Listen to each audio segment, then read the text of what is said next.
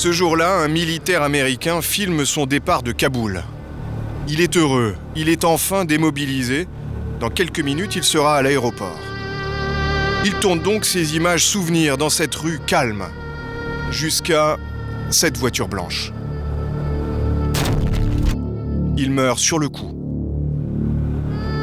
Des attaques suicides comme celle-là, il y en a une tous les 3 jours en Afghanistan.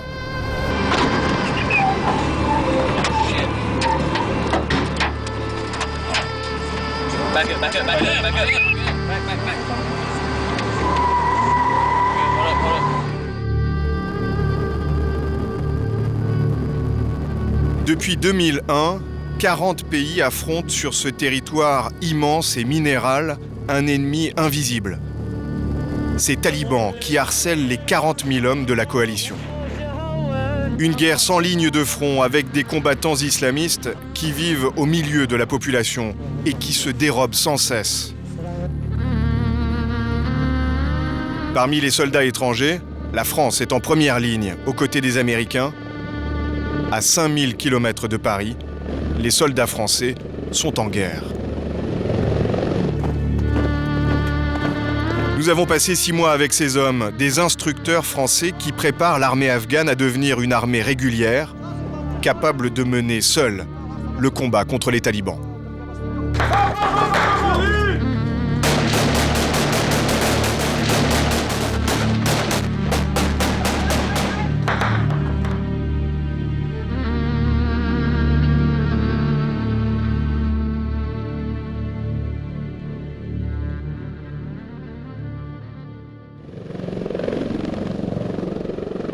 Été 2007, province du Wardak, à 150 km au sud-est de Kaboul.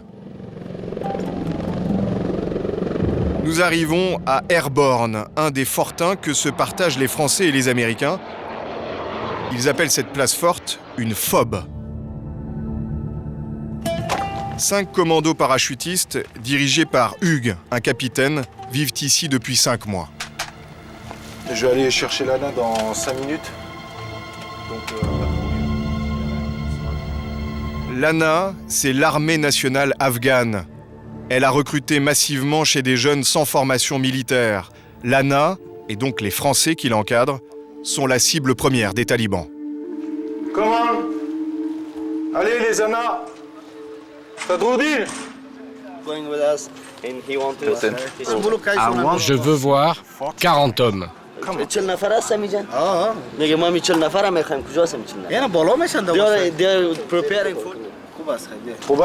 En 2007, 225 soldats de la coalition ont été tués, dont 13 Français. Et ces hommes le savent tous, la situation ne cesse d'empirer, même si les instructeurs sont parfois impressionnés par leurs troupes. Ils ont un sens tactique et une réactivité au combat qui est exceptionnelle. Ils sont courageux? Et ils sont très, très courageux, oui. Alors ils sont comme tout le monde, hein, ce sont des êtres humains, mais quitte à choisir, ils préfèrent que ce soit ceux d'en face qui tombent. Ils n'ont pas peur de mourir? C'est ce qu'ils veulent faire paraître, ils sont comme tout le monde. Vous avez visu là sur nous? Ouais, on a gardé visu hein, sur vous, y a pas de problème, en ligne de crête. Tous les jours, les alentours du fort sont inspectés. Les attaques sont brutales et violentes. Tout nous laisse à penser qu'ils nous observent et qu'ils mettent en place tout ce qu'il faut pour pouvoir attaquer de nuit et que le camp essuie de nuit en fait des tirs de roquettes ou des tirs de mortier. Donc pour nous, l'intérêt, c'est de se rendre compte de ce qu'il y a aux alentours de la FOB, comme sur les lignes de crête qui sont, on va dire, à 2000 mètres de la FOB. Et lorsque les soldats rentrent dans leur fortin, leurs ennemis retournent sur les crêtes. Quelques heures de repos, et à 1h du matin, une attaque. Tu mets rien. Ouais, on finira pas taper sur le bâtiment, ça sera orageux plus en plus. Hein.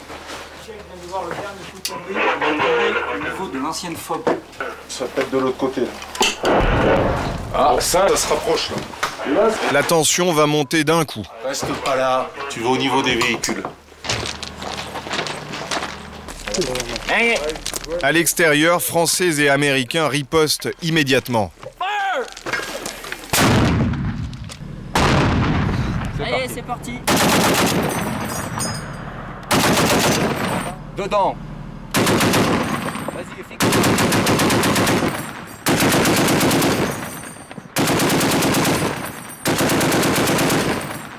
Donc compte rendu là par rapport à vos tirs. Ouais, on était dedans, on était pile poil dedans. On était dedans, pile poil dedans. Donc ils ont eu mal là. Je les ai vus, ils étaient en train de marcher colonne par un là, quand ça commence à leur piquer tout autour d'eux là. Et ils ont dégagé de l'autre côté du Talweg. Cette nuit, l'attaque est de courte durée. Les talibans testent les défenses du fortin. Les impacts étaient lourds, on les entendait bien. Et ça veut dire qu'ils ont des moyens d'observation et ça veut dire qu'il y a des gens qui leur indiquent clairement la position de la FOB. Sincèrement, je ne suis pas très optimiste sur les prochains jours. On va voir si demain soir on a droit à une nouvelle attaque. Ça faisait un peu plus d'une semaine qu'il ne s'était rien passé. Bon, ben voilà, c'est reparti. 2 heures du matin, la tension retombe. Hugues va se détendre avec les Américains. Je pense que tous les gens qui sont ici ont conscience des enjeux politiques et bien souvent qui nous dépassent et ils n'aiment pas en parler. We transcend politics as soldiers. En tant que militaire, on est au-delà de la politique parce qu'on est ici, sur le terrain. Notre mission est d'aider l'armée afghane et on se protège les uns les autres. C'est comme ça que ça marche entre soldats. On est ici pour les mêmes raisons, la même mission et partout où ils vont, on va. S'ils sortent du camp, on sort aussi. C'est notre manière de faire de la politique et ça, c'est différent de la politique pure. En fait, ce qu'il veut, c'est connaître notre opinion politique. Si vous regardez l'histoire, pendant notre propre révolution, nous les Américains, nous avions aussi des mentors qui étaient des Français. Le lendemain matin, les mêmes Américains partent en patrouille. Des questions ? Chaque sortie du camp présente un risque d'embuscade ou d'attentat. Ces blindés, les Humvee américains, sont une cible de choix. 2 heures après leur départ, les Français apprennent que les Américains sont en train de subir une attaque. Seconde attaque. Quick engagement. Préparez-vous, on se prépare. On se prépare. Ils partent à la rescousse. Ça fait 3 fois qu'ils tombent en embuscade. Ils ont eu un blessé et maintenant, il faut qu'on y aille quoi.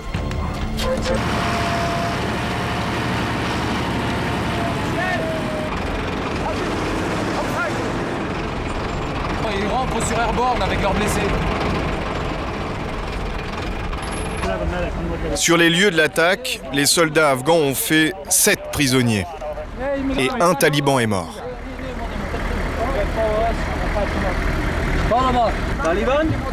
Non, non. On n'est pas des talibans. Moi, je suis étudiant à l'université. De curieux étudiants arrêtaient les armes à la main.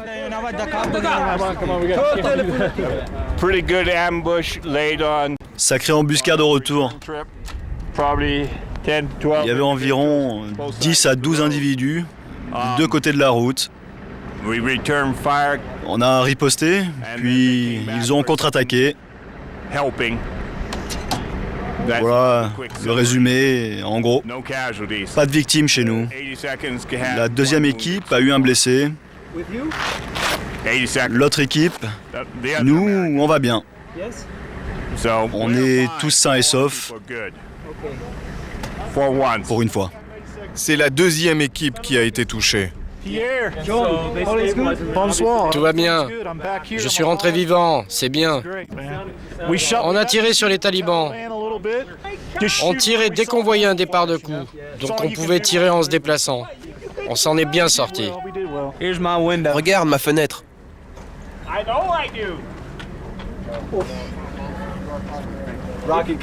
La roquette a tapé juste là. J'ai pris la roquette et 2 balles. Quant au blessé, il attend son évacuation vers l'hôpital de Kaboul.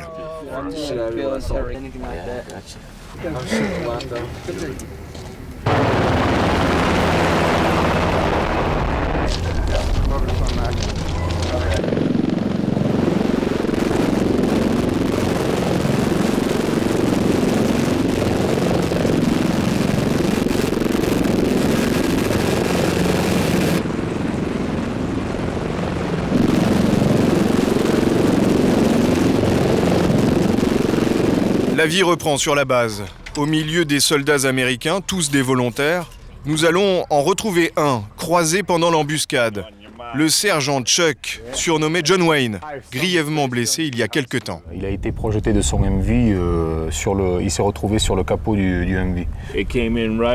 La roquette est venue taper là, dans l'aile. Elle a détruit toute la partie avant du moteur. Elle a déplacé la tour qui était au départ dans cette position. Après le souffle de l'explosion, c'est complètement arraché. J'ai des photos quelque part où on la voit rouler comme une boule de feu. Quel est votre métier dans le civil? Je suis pasteur au sein de l'église de l'Assemblée de Dieu. Ça doit faire bizarre d'être pasteur et de venir ici tuer des talibans. Pourquoi je savais que cette question arriverait?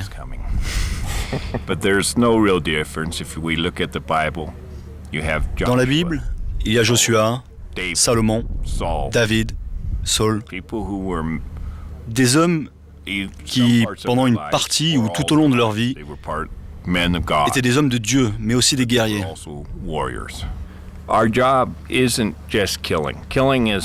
Notre boulot ne se réduit pas à tuer. Tuer est la façon la plus simple de punir. Le travail du soldat va bien au-delà. Et ici, il y a tellement de choses à faire auprès de la population. Ces gens sont en guerre depuis 30 ans. La plupart d'entre eux cherchent d'abord à se nourrir chaque jour. Si mon équipe ou moi, on peut les aider, alors on le fera. Si l'ennemi choisit de nous attaquer, nous n'avons pas d'autre choix que de riposter. Une nouvelle journée commence à Airborne. Sur la base, les soldats se réveillent. C'est une armée qui mélange les âges, les profils et les ethnies. Beaucoup ont une longue expérience du combat, mais ce ne sont pas des soldats. Ils peuvent faire la guerre le matin et apprendre à tirer l'après-midi. Ils font pas trop d'exercice, ils travaillent en réel. Donc c'est ça la différence. 5 minutes. Dans l'équipe des instructeurs, César et Gwen se chargent des séances de tir. Engage position, fire!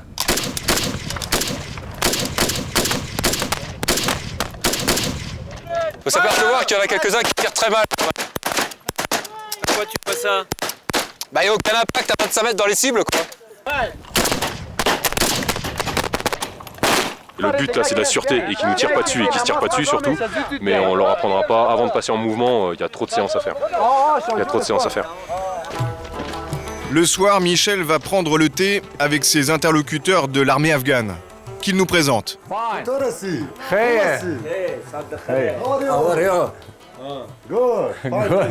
Mr. Sweet. Enfin, c'est son nom, parce que c'est Mr. Sweet. Son nom afghan, en fin de compte, c'est Monsieur Bonbon. Donc là, et vous avez de bonnes relations avec eux? Oui. Bah, il faut, hein. Puis c'est des super, ce sont des super gars. Hein.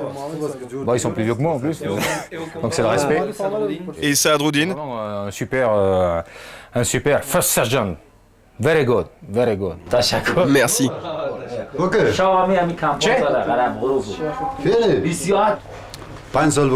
J'ai passé 5 ans dans l'armée des Moudjahidines avec le commandant Massoud. Et depuis 4 ans, je suis dans l'ANA. Alors vous n'aimez pas les talibans? Non, pas du tout. Parce que les talibans harcèlent la population.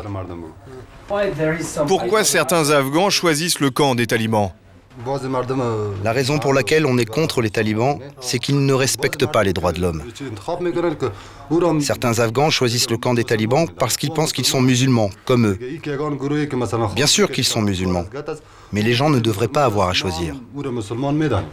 Nous sommes tous des musulmans et nous devrions être ensemble pour se battre contre eux. Pensez-vous qu'un jour ce pays connaîtra la paix? Si Dieu le veut. He says, God willing, inshallah. We hope to. 3 jours plus tard, Vous les avez en visu? les Français et les Afghans doivent intervenir. Safi, go out, please. Ok, azimut. 127 degrés. Les talibans viennent d'attaquer un convoi de carburant. Dès que les blindés arrivent sur place, les talibans prennent la fuite dans la montagne. Appelez Red Dog One. Dans les hauteurs, là-haut, dans le goulot.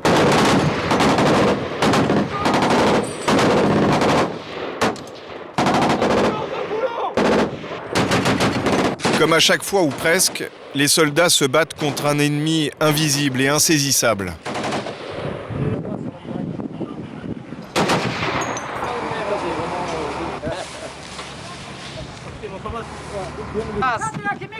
Yes, good. Good. Hey, Taliban, Kalashad. La recherche Zabet de Sichapa. De Sichapa. Bolad de Sichapa. Estaba estimé essentiel. De Sichapa, mais ça les terrains. De Sichapa, mais terrain. Mais terrain, de Sichapa. Taliban, venez. La police et l'armée afghane sont là, Il faut tenir au moins 2-3 heures. mais personne ne sait plus qui donne les ordres. L'escarmouche tourne à la confusion. C'est passé la folie entre l'Allemagne, l'autorité civile, ANP et l'ANA. J'essaie de coordonner quelque chose, mais c'est un gros bordel.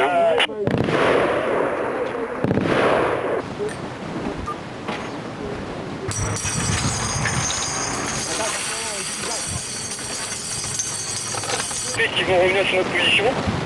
Et après, dès que les Allemands y finissent, sur un camion, ouais, j'ai visé sur vous.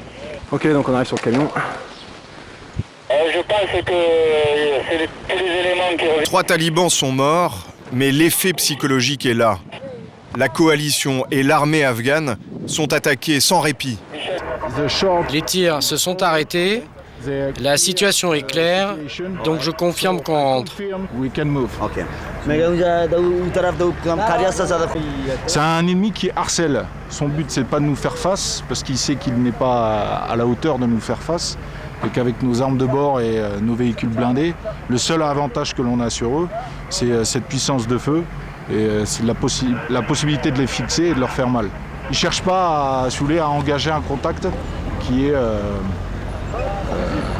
est long. Voilà. C'est une guérilla? C'est une forme de guérilla, ouais, tout à fait. Retour à la base et changement total d'atmosphère.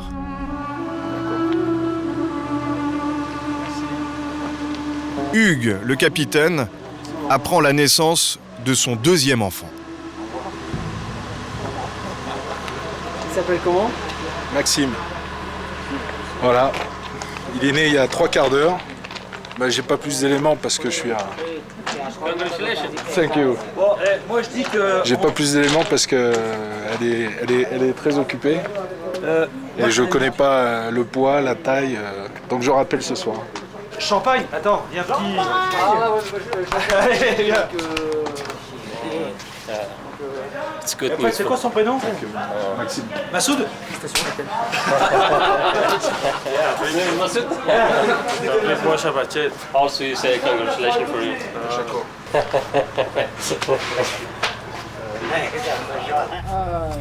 Nous quittons la base. 3 jours plus tard, nous apprendrons que 14 de ces Américains ont été grièvement blessés dans une embuscade. 5 mois plus tard, au cœur de l'hiver, nous retournons en Afghanistan, à Tagab, près de la frontière avec le Pakistan. Autre FOB, autre équipe française, et toujours le même ennemi invisible. Pascal commande le groupe. Il y a 4 vallées qui rentrent en profondeur, qui rentrent à peu près entre 10 et 15 km vers l'est, donc qui sont des vrais réservoirs pour les talibans. Et il faut bien comprendre que l'ennemi ici n'est pas clairement défini. Ce sont des zones d'influence, donc l'ennemi est présent, mais c'est pas, on ne peut pas dire que de l'autre côté de la route, c'est une zone talibane. Mais par contre, on peut dire que de l'autre côté de la route, il y a des talibans. Il serait 500 dans le secteur.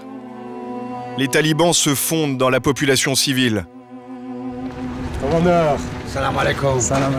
Depuis 3 semaines, la situation dans la région est très tendue.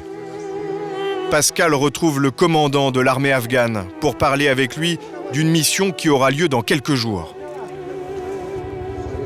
Les Français doivent chapeauter cette opération et accompagner les Afghans.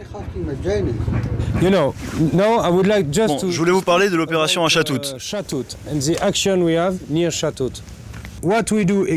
Qu'est-ce qu'on va faire en arrivant à l'ouest du village?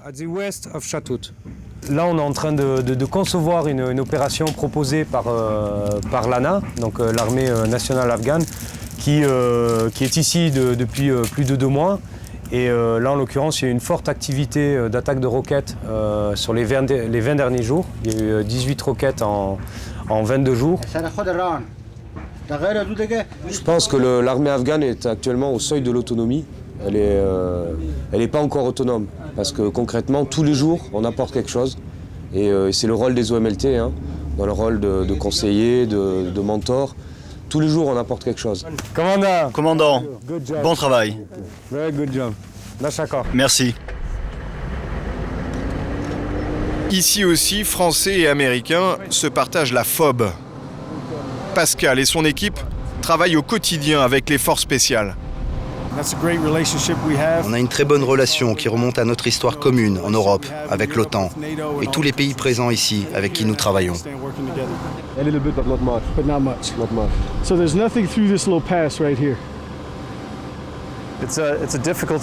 La situation est difficile en ce moment. Les talibans ont pris un certain ascendant dans la vallée de Tagab. On essaie d'en sortir en parlant le plus possible avec les chefs de village, pour les convaincre que nous sommes dans le camp des gagnants et qu'ils doivent soutenir l'ISAF et la coalition.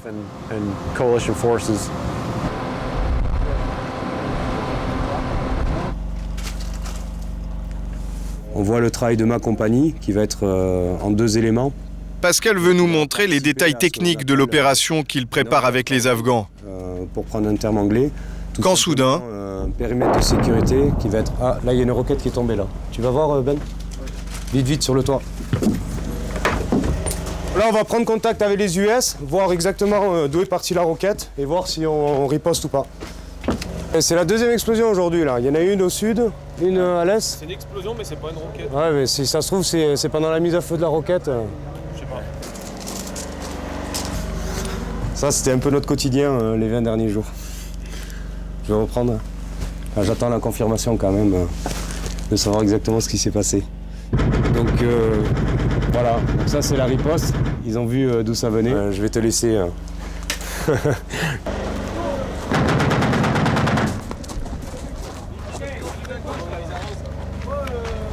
Sergio, il y a quelqu'un qui a le renseignement ou pas là? En fait, la roquette elle est partie de la montagne. Ouais. Et ils ont merdé, elle a atterri ici. C'est pour ça qu'ils ont allumé là-bas le départ de... D'accord, ils ont vu le départ de coup. Ouais. D'accord. Elle est tombée où? Elle est tombée dans le village ou après, proximité? Je sais pas où ils l'ont vu, mais ça a loupé complètement, ouais. D'accord. Régulièrement, en tirant sur la coalition, les talibans touchent les villages alentours. Ils n'ont pas d'équipement de vision nocturne. Peu de technologie. Leur seul avantage, c'est l'effet de surprise. La riposte est massive pour dissuader les talibans de recommencer.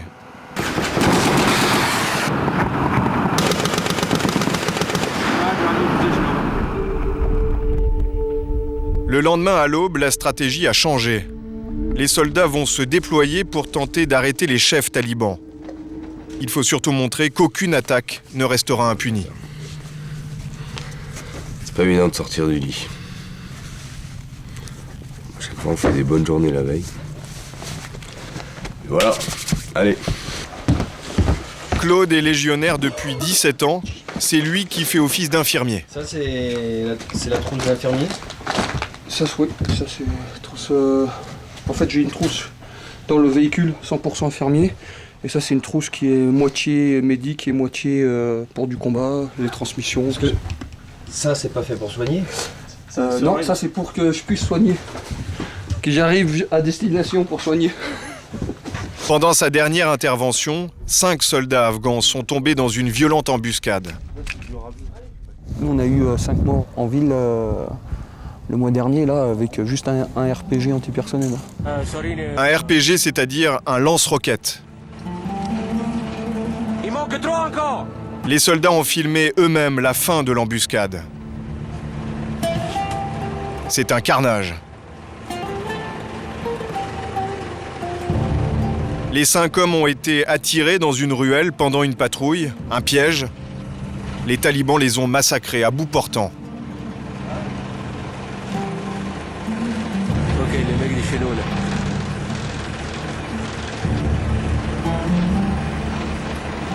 Ils vont les ramener dans les morts, non? Ils étaient dans un sale état. Ils avaient tous... Le premier, il a pris le RPG dans la tête, dans le casque en fait. Il n'avait plus de tête. Tous les autres, ils ont été touchés au niveau de la tête en fait. Donc ils sont tous morts comme ça. Et celui qui était blessé, il a eu de la chance, il était un peu en retrait, donc il n'a pas été touché par les RPG. Et il a pris quand même 3 balles. Hein. Il avait pris une dans la mâchoire, une dans l'épaule, une dans le genou. Il a survécu? Oui, je l'ai tenu pendant 2h30. Après, je l'ai évacué en hélico sur Bagram. Bon, pour lui, l'armée, c'est fini, hein, par contre. Comme chaque jour avant de sortir du camp, il se prépare à affronter un ennemi bien particulier. On a les villageois et tous les ennemis qu'on a, toute la journée ils nous voient passer, ils nous font coucou, ils sont en train de bêcher leur lopin de terre et au retour le soir, ils ont la calache ou le RPG à côté et c'est eux qui nous tirent dessus. Et 2 minutes après, ils nous refont coucou et il n'y a pas d'ennemi vraiment clair quoi. Il n'y a pas d'uniforme, il n'y a rien du tout. Et les embuscades? C'est intense. C'est pour ça que c'est important d'être toujours prêt. Parce qu'on n'a pas droit à l'erreur. Il faut qu'on fasse baisser la tête à l'ennemi tout de suite, sinon nous on reste sur le carreau au milieu de la route. Hein. L'opération dans le village va commencer. Pascal s'isole avec le commandant pour lui poser une question à l'écart. Commandant, pourquoi vous ne donnez pas à vos hommes le lieu et l'heure de l'opération? Il y a des ouvriers du village qui travaillent dans le fort. Je n'ai pas confiance en eux. Ils pourraient très bien informer les talibans de l'heure de notre opération. On sait qu'avant chaque départ opération, il y a quelqu'un qui téléphone dans la zone. On n'a pas le numéro de téléphone, mais il y a une personne qui téléphone dans la zone. Donc tout se vend, tout s'achète en Afghanistan. Même s'il a confiance en ses soldats, c'est une bonne chose qu'il leur donne le lieu de départ et l'heure de départ au dernier moment. Les traîtres sont partout.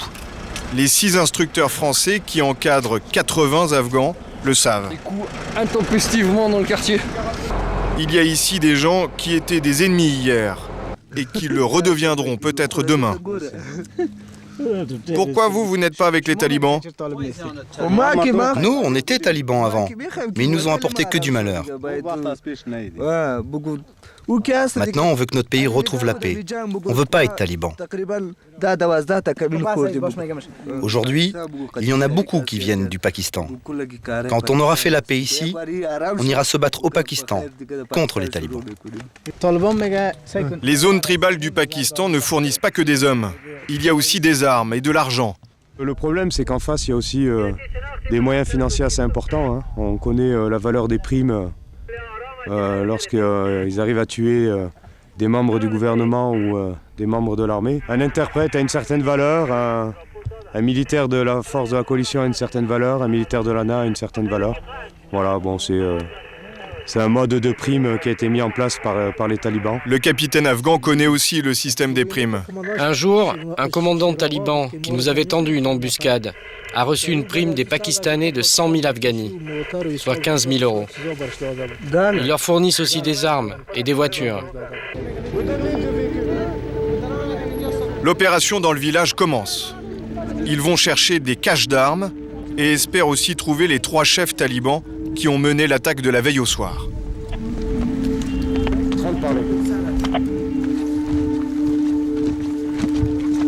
Les Français et l'armée afghane contournent le village. Les Américains et la police, quant à eux, vont fouiller les maisons à l'intérieur.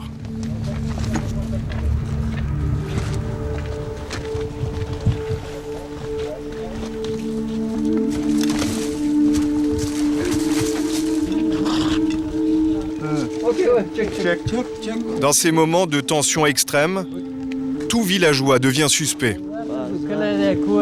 Qu'est-ce que vous faites? Pourquoi vous me fouillez? Je suis du village.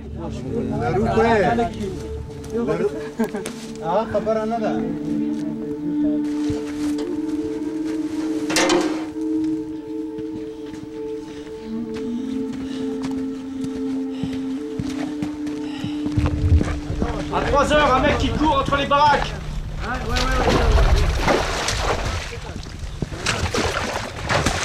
Claude a déjà vécu ce genre de situation des dizaines de fois. Il a plusieurs conflits à son actif. Il sait bien qu'un environnement tranquille peut être trompeur. Est-ce que quand il y a beaucoup de monde dans les champs, enfin on voit quelques paysans, est-ce qu'ils attaqueraient quand même malgré les paysans là? Ah ouais, ça c'est sûr. Hein. La dernière fois qu'on a eu l'embuscade là dans la rivière, il y avait les familles des personnes qui nous attaquaient. Ils avaient sorti toutes les femmes et les enfants, ils les avaient mis de l'autre côté de la rivière et ils nous ont attaqués à 100 mètres de leur famille. Ils s'en foutent hein, s'il y a des paysans à côté. Hein, c'est consommable hein, pour eux.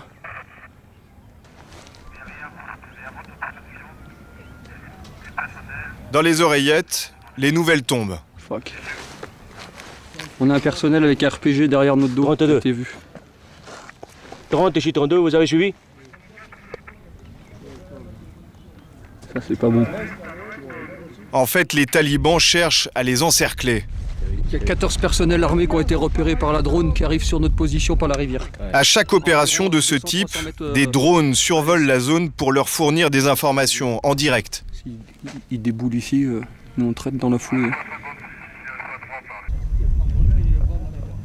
Ils ont repéré 3 chefs talibans qui cherchent depuis plusieurs mois. Là. C'est pour ça que les autres ils savent qu'ils ont 3 chefs ici, c'est pour ça qu'ils envoient du renfort. Pour essayer peut-être faire diversion pour pouvoir permettre l'évacuation des 3 chefs talibans. Là. Et brusquement, la bataille s'engage. Contact! 10 au contact. Ok, we take position, capitaine.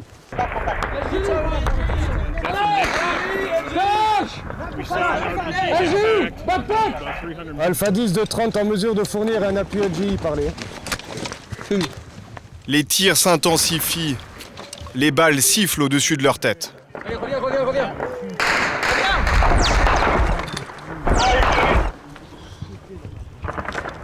Ok.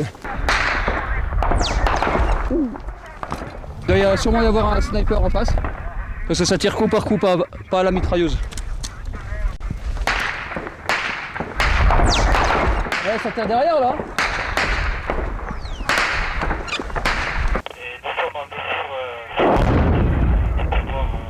C'est des arrivées de RPG-7 ça. Alpha 10, bien pris comme vous voulez. Et on va avoir un appui par les Américains et le canon de 20 français sur l'ennemi. C'est du gros obus, hein. C'est pour ça que ça fait du bruit. Hein. On entend pam et boum, l'arrivée.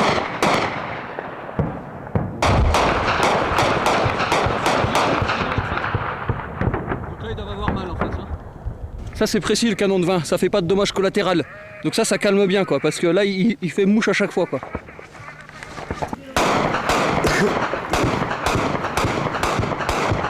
Et là, a priori, il y a les personnels qui sont derrière nous dans le village qui sont aussi au contact.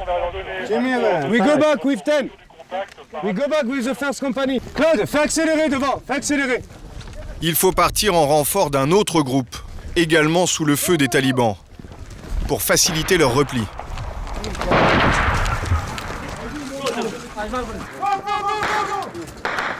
Cyrine!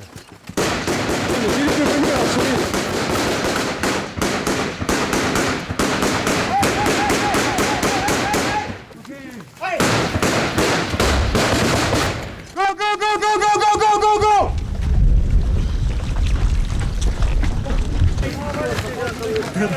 Allez, c'est bon, il faut y aller là, il y a les pièces. Ok, we go back with the first and the fourth. Bilan de la journée, la fouille des maisons par une autre équipe a permis l'arrestation de plusieurs talibans. L'opération est terminée.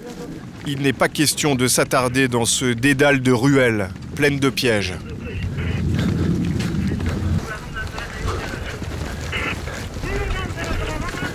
Capitaine.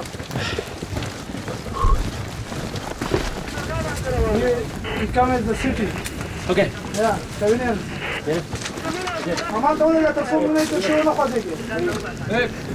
Comme toujours, ce sont les instructeurs français qui ferment la marche. Ok, c'est bon les amis. Oh.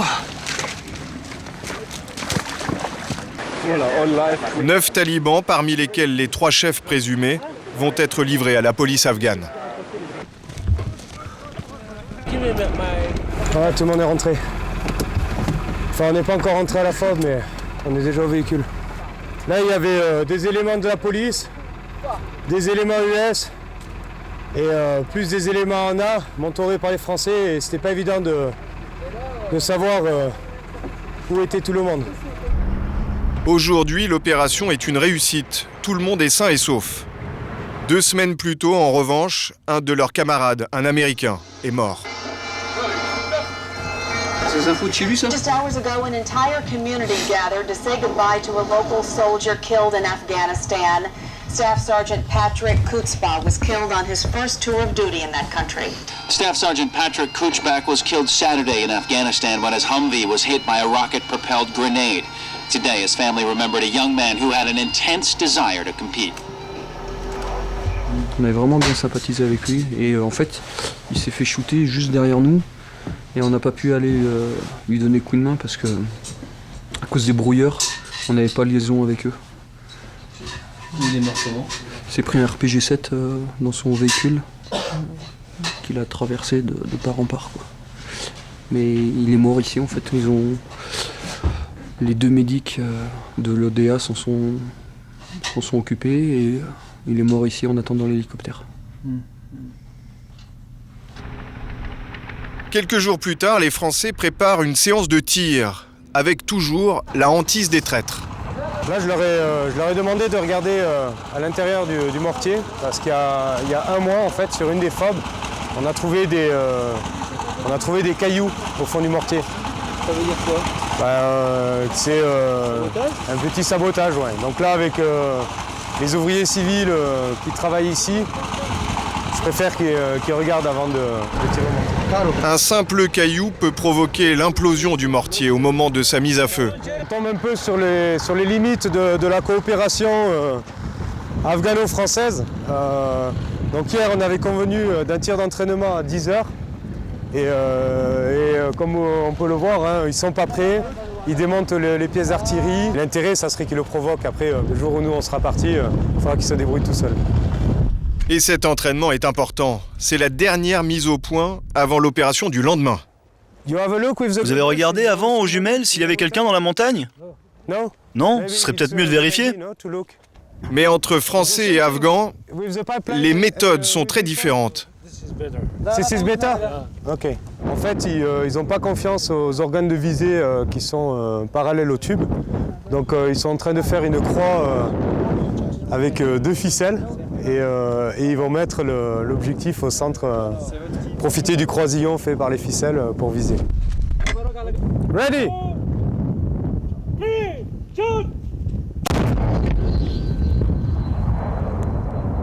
Oh!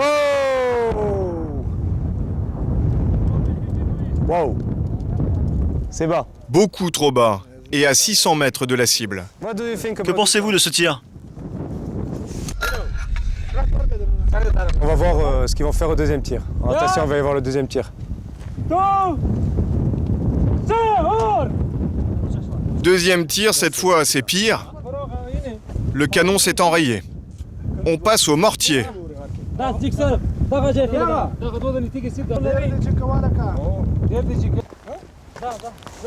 Les cafots, là. Faites attention, hein.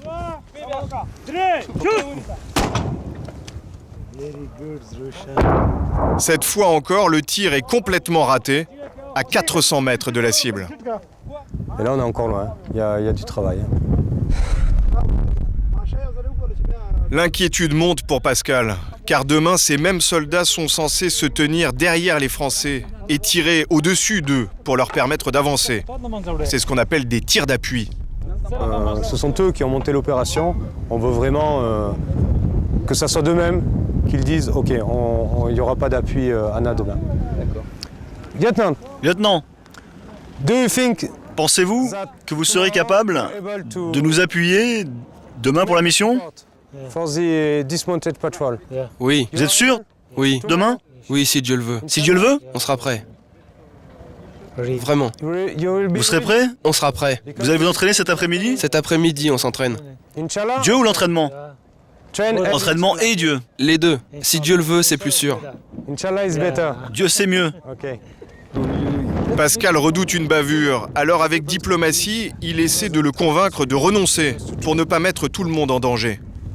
Suite aux nombreux tirs de roquettes de ces 20 derniers jours, on a monté une opération de reconnaissance. Et le jour de l'opération arrive, c'est une deuxième expédition dans un fief des talibans.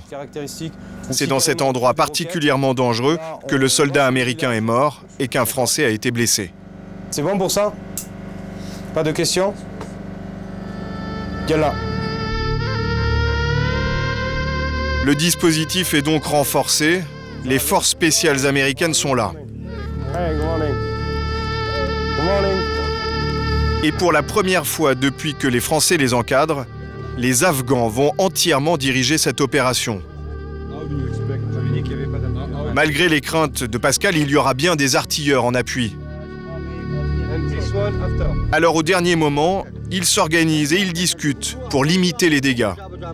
Il y aura des OMLT français. Je pense qu'ils vont fortement limiter l'action des appuis Yana.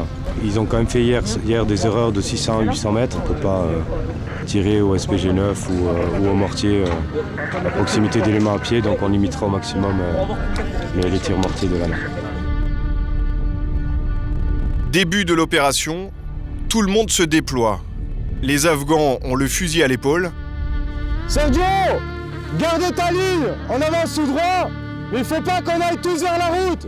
Les Français, eux, sont déjà en formation de combat.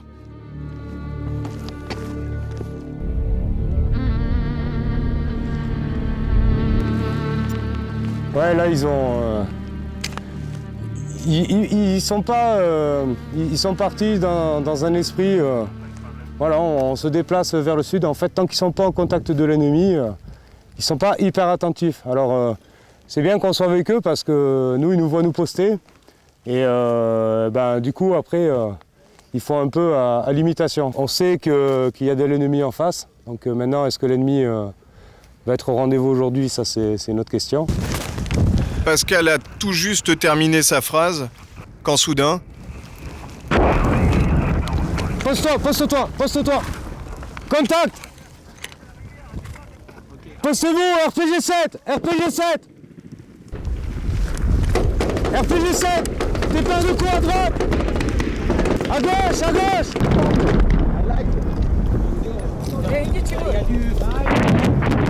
Bah là, il y en a un en bas.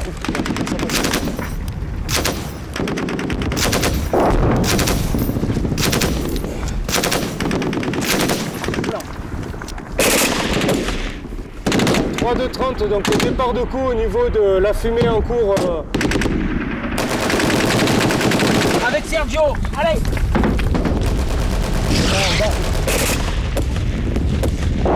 Allez, pas ici, je vous couvre.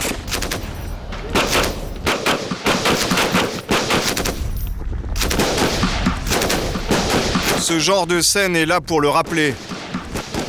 La France est bien en guerre en Afghanistan.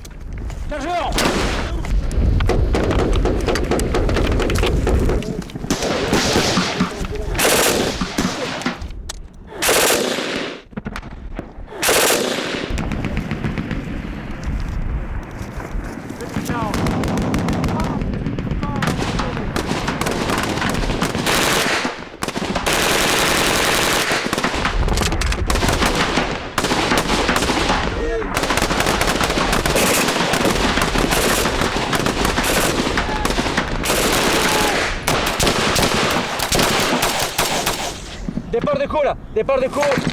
Calme-toi, à gauche, c'est l'arbre.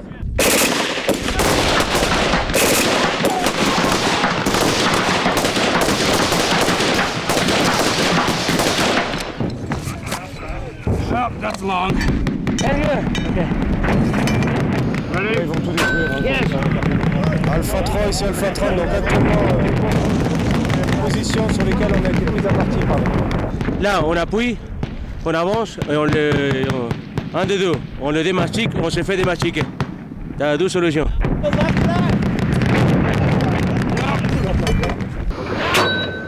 Look.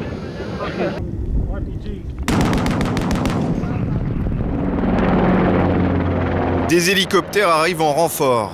Les tirs s'arrêtent. Quelques minutes pour souffler. Hey. It's a hard run, ain't it? He wants this element that's moving down to stop and pull back. Look, capitaine! Hey, those guys need a casting to pull the fuck back. Les équipements sont lourds, alors les soldats sont toujours heureux de voir arriver la bête noire des talibans, l'hélicoptère Apache. Dès que l'Apache arrive, l'embuscade s'arrête tout de suite. Dès que l'Apache repart, l'embuscade reprend. C'est automatique.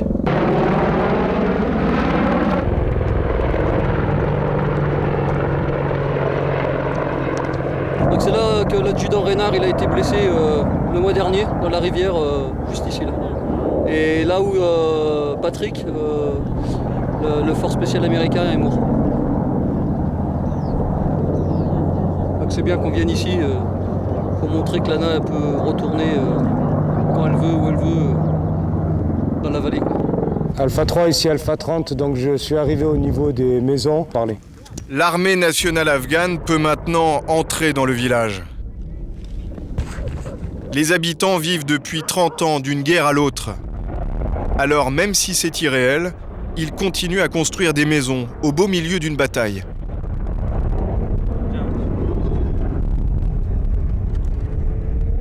Les troupes se retirent, il y a eu 7 morts et plusieurs blessés côté taliban.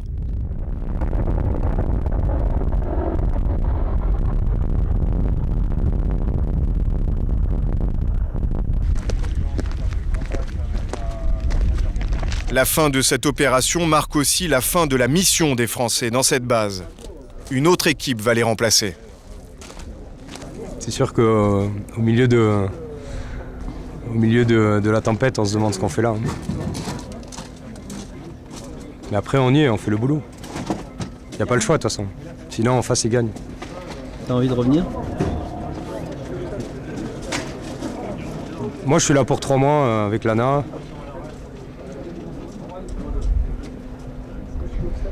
Je suis l'ANA. Après, c'est sûr que si je reviens ici, je sais à quoi je m'attendrai. Mais Pascal a surtout envie de rentrer en France. Lui aussi a eu un enfant pendant son absence. C'est l'heure des adieux aux Américains avec qui ils ont partagé des moments forts. Hanging out, man. Hanging out. You guys leaving today? Yeah. Man. Good. It's really good to meet you, man. C'était super de t'avoir rencontré. Toi aussi. Soyez prudents là-bas. On reste en contact, on s'envoie des emails. No problem. Take care. Hein. Fais attention à toi. Allez, buddy, bye bye. Vous avez vraiment sympathisé avec tous ces gars-là? Ouais, super. On allait au combat ensemble, hein, donc ça... C'est vraiment... Ça soude. Ah ouais, c'est clair. Hein. Ça, c'est sûr et certain. C'est sûr.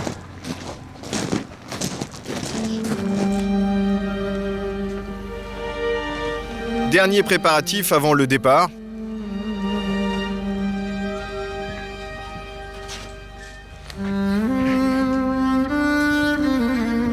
Qu'est-ce qu'on va laisser ici un bon souvenir auprès des soldats de l'ANA qui depuis le premier jour, nous disent merci d'être venus de si loin pour nous aider. L'Afghanistan, c'est un pays qui est magnifique et c'est un pays où un jour, s'il y a la paix, ben moi je serais fier de dire ben voilà, j'ai contribué à participer à la pacification de ce pays et j'espère même que je reviendrai avec mes enfants faire du ski de randonnée ici.